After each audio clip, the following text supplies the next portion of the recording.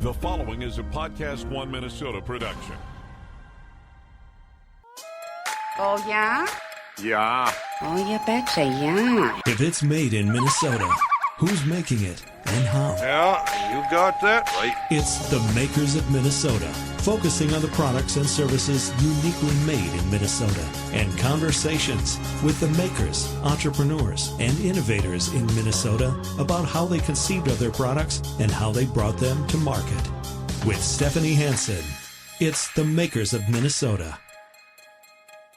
Hi, this is Stephanie Hansen, and you are here for Makers of Minnesota, where we're talking to cool people doing cool things throughout the state of Minnesota. Our next guest, Taylor Lorich, is with Chronicles of Yarnia Inc., and she reached out to me on Instagram. Welcome to the program. Thanks for having me. Thanks for being here. You were so sweet. You sent me a DM and said, hey, I saw your program. Had you listened to some of the podcasts? Or I heard it was a male, I forget his name, but who was doing woodworking. Okay. It was a more recent one. Yeah. It was pretty interesting to listen to, and it sort of had similar ideas and goals to produce something that was made in Minnesota. Yeah. So you reached out to me and said, hey, I make hats. Your logo's kind of cute. Would you like me to make a hat for you? Mm-hmm. And I said, sure, let me know what you're thinking. You sent me a design, and I bought some hats to give to makers that are on the program.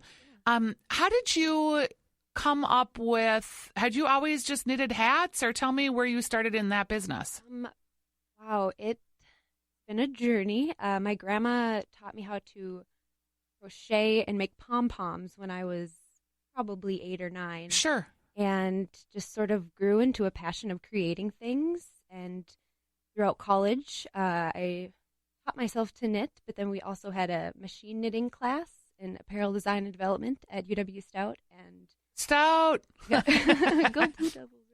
And we had a machine knitting class, and I loved it. You could create things so quickly and beautifully, and it was still handmade. And so, yeah, sort of transitioning that, found my own knitting machine and created an item that people enjoy and can sort of help them, advertise their business. Yeah. And sort of make a close-knit community out of it. So when did you make your first hat that you sold? It was the Den in Menominee, Wisconsin. Okay. It was a great town, Menominee, obviously, Stout. Sure. And, he was actually our landlord. And we just became good friends, and we would hang out, and I crocheted him a koozie for his beer. Okay. And we were just sort of joking, like, he'd love a hat for the Den, like if I could incorporate the letters into the hat. And I'm like, that's a fun idea. And so it just sort of snowballed, and now stacked in Menominee and waterfront in Menominee, and Tappy's Cat Cafe also. So having lots of items through there, and just networking and meeting fun people. And do you make the hats on a machine? We do, yes. It's a knitting machine, but it's done by hand. So it's a bed of needles that almost creates like a sheet. Yes. Uh-huh. So it's about, I'm going to say, 30 times faster than if you did it stitch by hand. But it's still created using, your hands. And yeah. Stitch you, make it specific to who's ever ordering. So when you come up with the design, what you showed me was you sketch something out on a piece of paper. Mm-hmm. How long does it take you to create the paper sketch? About a 20-minute process. We sort of discuss colors and the style and the size, and incorporate the logo dimensions. And yeah, it's about a 20 to 25-minute coloring process, and then transitioning the sketch into graph paper if it has a certain dimensional logo, and then you can incorporate that into a hat. So it's almost as if pixels on a television. Yep. How there's so many tiny pixels. Yep. If you sort of blow it up and replace the pixel color with yarn, you can create any image you want. So it's pretty fun. And so once you have that design on your machine, how long does it take to make one hat from the machine? 45 minutes to an hour, depending on the kind of yarn, and if there are stripes, such as your hat took a little bit longer, but it's, still turned out pretty well. Yeah. And you can see the hat that she made for us on the Instagram page for Makers in Minnesota. It's super cute. Yeah, we had a little poll that if we should do a pom-pom or not a pom to reach out to the audience. And I'm not a pom-pom person, so that was awesome. Yeah. I always feel like, a small child when I'm wearing a pom-pom.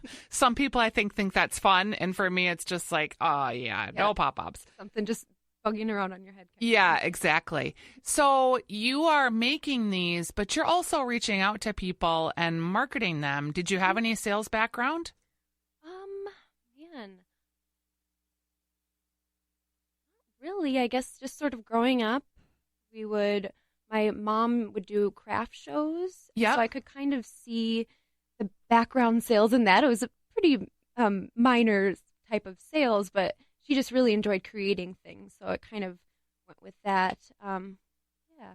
Okay, so there's a huge disconnect here, though, because for you to just reach out to me as a random person and say, hey, I think I could make a cute hat for you. Would you be interested? And me to say, well, how many do I have to order? I think what the minimum order was 50. It was $25 a hat. Mm-hmm. And just sure, yeah, I'll do it. How many people say no to you? It kind of depends. I mean, I've been told no, but you kind of just keep going. And some people find it fascinating that, someone's interested in what they do. And it's just sort of fun to create something that someone else is so excited to have. And just sort of keep reaching out and making new connections and just, being upfront with what I do. And hey, I'd love to help you expand your business too. We've done a sweater for Bel Air Champagne, and it just turned out so fun. I wish I could show pictures. They'll be up on the Instagram soon. Yep. Yeah, it's growing. And you're just reaching out. And do you anticipate that you will build this into your full-time business? Absolutely. It's full-time now. It's been for the past 2 years. We're actually hiring 2 new part-time girls. Tomorrow is the interview, and next week is the next one. And they were both knitwear in the knitwear class that I had at Stout. Okay. So I've already, worked with them before, and so I'm excited to expand. And what part of the business do you like the most? Is it the design, the actual making, the selling? Working from home isn't horrible, but probably the design. Just being able to create a product that people enjoy. And so people enjoying the product. So the sales piece of it, or the actual create? Because if you hire people that can do the production piece and you just have to do the selling piece, will that be satisfactory? No, I'm still in my apartment. I have a studio, and we've got a giant wall of yarn and certain supplies and tools to create the hats and the sweaters and the whichever you'd like to make. But that's such an exciting part, because you get to see the start to finish and finding which yarn colors you want to use and implementing that into the dimensions of the certain gauges of knit. Right. And yeah, I think more so I'm hiring people to help because there are so many orders coming in, and so that I can get more out and more make sure people get their stuff on time. I've got a couple new projects coming up, golf club covers. Oh, that's cute. Yeah, and there's Edinburgh Golf Course. They've been helping sort of spread the word about Yarnia, and there's been this golf club cover new endeavor, so that's been kind of fun. Okay. And so different applications. Well, I really was impressed. The product is really cute. People can reach out to you, Chronicles _of_Yarnia on Instagram. Also, Chronicles of Yarnia Inc. Minnesota is a way to find her on Facebook. And you can see the hat that she made for Makers of Minnesota. It was super cute.